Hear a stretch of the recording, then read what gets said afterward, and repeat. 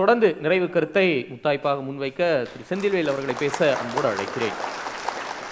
வாணியம்பாடி அருகே புதூர் கிராமத்தில் ஆடு வளர்த்து தன் பிழைப்பை நடத்தி வரும் 65 வயது ஏழை பெண்மணியின் வாழ்வாதாரமான ஆட்டை காரில் சென்று திருடி, சிசிடிவி இருக்கு, கையங்களமா மாட்டிருக்காரு. ஆடு திருடிய வழக்கில் கைது செய்யப்பட்டு ஆதாரப்பூர்வமாக சிசிடிவி ஆதாரத்தோடு நிரூபிக்கப்பட்ட ஒருவரை இவங்க அரசு வழக்கறிஞராக நியமிச்சிருக்கிறாங்க. இப்போ அரசு வழக்கறிஞர் யாரு? ஆடு திருடியவர் அரசு வழக்கறிஞர். மாற்றம் சரியா? இதெல்லாம் கொஞ்சம் நீங்கள் பேசணும். அப்புறம் எனக்கு எவ்வளோ வேதனையாக இருக்குது பாருங்கள். டேட்டா ஒப்பீடு எதில் ஒப்பிடலாம் சார்? பொருளாதார வளர்ச்சி, நீங்கள் இவ்வளோ இருந்தீங்க, நான் இவ்வளோ இருந்தேன், அப்படி ஒப்பிட்டா அது மகிழ்ச்சி. பாலியல் வன்கொடுமைகள், குழந்தைகள் இவ்வளோ பாதிக்கப்படுறாங்களேன்னு நான் கண்ணீரோடு பேசுகிறேன். உங்கள் ஆட்சியில் எத்தனை பேர் தெரியுமா? எங்கள் ஆட்சியில் என்ன வாதம்? நீங்கள் ஒரு குழந்தை கூட பாதிக்கக்கூடாதுன்னு சொல்லி அதன் அடிப்படையில் வாக்கு கேட்டு ஆட்சிக்கு வந்தவர்கள். என் கேள்வி அது அல்ல. என் கேள்வி, பாதிக்கப்பட்ட குழந்தைய அவங்க அம்மாவுக்கு தெரியாம ஏன் எரிச்சிங்க? தமிழ்நாடா உத்தரப்பிரதேசமா? இதை கேட்டா உங்க ஆட்சியில் எவ்வளவு தெரியுமா? எத்தனை குழந்தை தெரியுமா? எங்க இதுவா டேட்டா?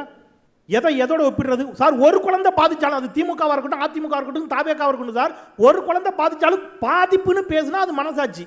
இதுல என்ன புள்ளி வரும்? ரைட்டு, அவரை தெரியுமா, இவரை தெரியுமா, அவர் உங்களோடு இருந்தார், கஞ்சா. இன்னைக்கு வந்த செய்தி, சேலம் மாவட்டம் சங்ககிரி அருகே 12.5 கிலோ கஞ்சா கடத்திய தாவேகா நிர்வாகி பூபதி ராஜா. இப்போ இதுக்கு யார் பொறுப்பெடுத்துக்கிறது? ஏன்ட ஒரு பெரிய பட்டியலே இருக்கு, வாசிக்கட்டுமா நீங்க என்னெல்லாம் பண்ணீங்கன்னு? அதாவது அதனால தான் போதை வந்துடுச்சான். இப்போ இவங்க ஆட்சி வந்த பிறகு தூத்துக்குடி திருச்செந்தூர் அருகே ரூபாய் 72 லட்சம் மோசடி செய்த வழக்கில் தாவேகா நிர்வாகி ராஜா. அடுத்தது தூத்துக்குடியில் ஆன்லைன் லாட்டரி டிக்கெட் விற்ற தாவேகா நிர்வாகி ராம்குமார். ரைட்டா? அப்புறம் போதைப்பொருள் கஞ்சா கடத்தல் சேலம் சங்ககிரி அருகே சொல்லிட்டேன்.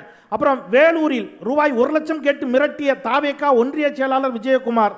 ஓட்டுநருக்கு தலையில் வெட்டு தாவேகா நிர்வாகி. மதுரை சோழவந்தான் அருகே வாடிப்பட்டியில் அரசு பேருந்து ஓட்டுநரை பட்டாக்கத்தியால் வெட்டிய தாவேகா நிர்வாகி. செயின் பறிப்பு. எப்படி பாருங்க, எல்லாரும் எவ்வளவு பெரிய ஆட்கள், எளிய பிள்ளைகள். நாங்கள் மாற்றத்தை கொண்டு வந்திருக்கோம்.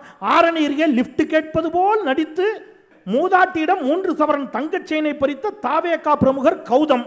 இன்னும் இருக்கு, நிறைய இருக்கு. தாவேகா முன்னாள் நிர்வாகி, அவர் முன்னாள் நிர்வாகி 15 கோடி மோசடி செய்த. சார் பட்டியல் போட்டா நீங்க 1 மணி நேரம் தாவேகா நிர்வாகியுடைய சாதனைகள் மட்டும் நான் பட்டியல் போட்டுட்டு இருப்பேன். பிரச்சனை அதல்ல. நீங்க அடுத்தது திமுக நாள சொல்லுவீங்க, இது வாதமா? திமுக ஒருத்தர் என்ன செஞ்சான் தெரியுமா? இதுவா வாதம்? சார் ஒரு மாற்றத்தை தருவேன், நல்லாட்சியை தருவேன் கேட்டு ஓட்டு கேட்டு மக்கள் உங்களை நம்பி ஓட்டு போட்டு உட்காந்து வச்சிருக்காங்க.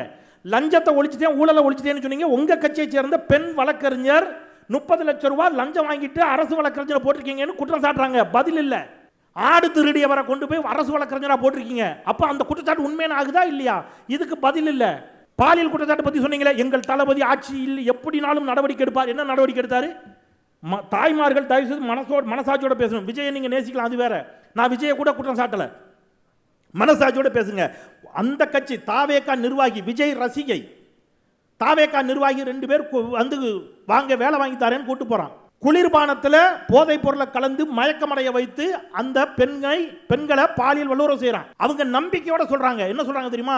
இப்படி பண்ணிட்டீங்களாடா, இப்படி சீரழிச்சிட்டீங்களாடா, என்ன நான் அண்ணன் சரவணன் சொல்லி கொடுக்குறேன்டா. உங்களை சரவணன் யாருன்னு கேட்டீங்கன்னா அவர் ஸ்ரீவைகுண்டம் எம்எல்ஏ. சரவணன் சொல்லி கொடுக்குறேன்டான்னு அந்த சகோதரி சொல்றாங்க. அதற்கு அந்த 2 பேர் சொன்ன பதில் என்ன தெரியுமா? வீடியோ இருக்கு, நான் சொல்லல, உரிமையில பேசலாம். அந்த சகோதரிகள் சொன்னது, கூட்டு வர சொன்னவனே சரவணன் தான். நான் என்ன கேட்கிறேன் சார், எல்லா கட்சியிலும் தப்பு செய்யறவங்க இருப்பான் சார். நான் திருப்பி சொல்றேன், திமுக 10 பேர் இருப்பான், அதிமுக 10 பேர் இருப்பான். நான் திறந்த மனதோட சொல்றேன், என்னுடைய நோக்கம் ஒண்ணு, நீங்க மாற்றம் தானே. அவர்களை தீய சக்தி என்று சொன்னீர்களே, நீங்கள் தூய சக்தி தானே. ஒரே ஒரு கேள்வி, அந்த எம்எல்ஏவின் மீது என்ன நடவடிக்கை எடுத்தீர்கள்? விஜய்கிட்ட எனக்கு இருக்கக்கூடிய ஒரே கேள்வி, அந்த எம்எல்ஏவின் மீது நீங்கள் நடவடிக்கை எடுப்பீர்கள் என்று உங்களுக்கு வாக்களித்த தாய்மார்களும் நம்பிக்கையோடு காத்திருக்கிறார்கள். நான் எங்களை விட்டுருங்க, திமுக அதிமுக விட்டுருங்க, நாம் தமிழர் விட்டுருங்க, உங்களை எதிர்க்கக்கூடியவங்களை விட்டுருங்க. உங்களுக்கு வாக்களித்த தாய்மார்களுக்கு நீங்கள் உள்ளபடியே மனசாட்சியோடு நேர்மையோடு நடப்பீர்கள் என்று சொன்னால், கடந்த ஆட்சி காலங்களில் நடந்த தவறுகளை நான் செய்ய மாட்டேன் என்று நீங்கள் செய்வீர்கள் என்று சொன்னால், அந்த எம்எல்ஏ மீது நடவடிக்கை எடுக்கணும். மாறா நீங்கள் என்ன பண்ணீங்க? அந்த பெண்ணின் மீது நடவடிக்கை எடுத்து பெண்ணை கட்சியிலேருந்து தூக்கிட்டீங்க. என்ன லாஜிக்? அரசு பள்ளிகளை பற்றி பேசினார். என்ன இன்னைக்கு வந்திருக்கிற செய்தி, 2 செய்தி. இடைநிற்றல் சுழியம், இது இன்னும் இந்த அரசு 60 நாள் தான் இருக்கு. எனவே இந்த பெருமை இந்த அரசுக்கு இல்லை, கடந்த அரசுக்கு. சரிங்களா? அதே சமயத்தில் இந்த அரசுக்கு ஒரு பெருமையை சொல்றேன். இன்றைக்கு விகடனில் வந்த செய்தி, 3 அரசு பள்ளிகளை மதுரை மாவட்டத்தில் உசிலம்பட்டியில் மூடி இருக்கிறது இந்த அரசு. அரசு பள்ளிகள் 3 பள்ளிகள். இன்னைக்கு வந்த செய்தி, நீங்க அரசு பள்ளிகளுக்கு என்ன, நீங்க யாரை பேசுறீங்க சார்? நீங்க நான் வந்து மாற்றம்னு ஒன்று சொல்றீங்க. அதை என்ன அண்ணன் பேசும்போது சொன்னார், ஒரு நடத்துனர் பாட்டிலுக்கு 10 ரூபா, பாட்டிலுக்கு 10 ரூபா பாட்டு பாடினார்ல. இப்போ பாட்டிலுக்கு எவ்வளோ தெரியுமா சார்? பாட்டிலுக்கு எவ்வளோ இப்ப 20 ரூபா. மாற்றம் மாற்றம் எப்படி 10 ரூபா 20 ரூபா இருக்கு. டெல்டாவில் என்ன சொன்னாரு? மூட்டைக்கு 40 ரூபா. இப்போ மாற்றம் எவ்வளோ தெரியுமா? மூட்டைக்கு 60 ரூபா. விவசாயிகள் பேசிய காணொளி இருக்குது. நான் வந்து மீண்டும் சொல்கிறேன், ஒரு நல்லாட்சியை தருவீர்களே என்று சொன்னால் மக்கள், உங்களை நம்பிய மக்களுக்கு நீங்கள் நியாயம் செய்பவராக இருப்பீர்கள். இல்லை என்றால் அந்த மக்களே உங்களை நிராகரிக்கும் சூழலும் ஜனநாயகத்தில் வரும். அதுதான் ஜனநாயகத்தின் பலம், பலவீனம் இரண்டுமே அதுதான் என்று சொல்லி நல்ல மேடைக்கு நன்றி பாராட்டி, இருபக்கமும் இருந்த பேசிய தோழர்களுக்கும் நன்றி, வந்திருந்த பல்வேறு கட்சிகளைச் சேர்ந்த தோழர்களுக்கும் நன்றி, பார்த்து கொண்டிருக்கக்கூடிய நேயர்களுக்கும் நன்றி சொல்லி விடைபெறுகிறேன். நன்றி, வணக்கம். நன்றி திரு செந்தில்.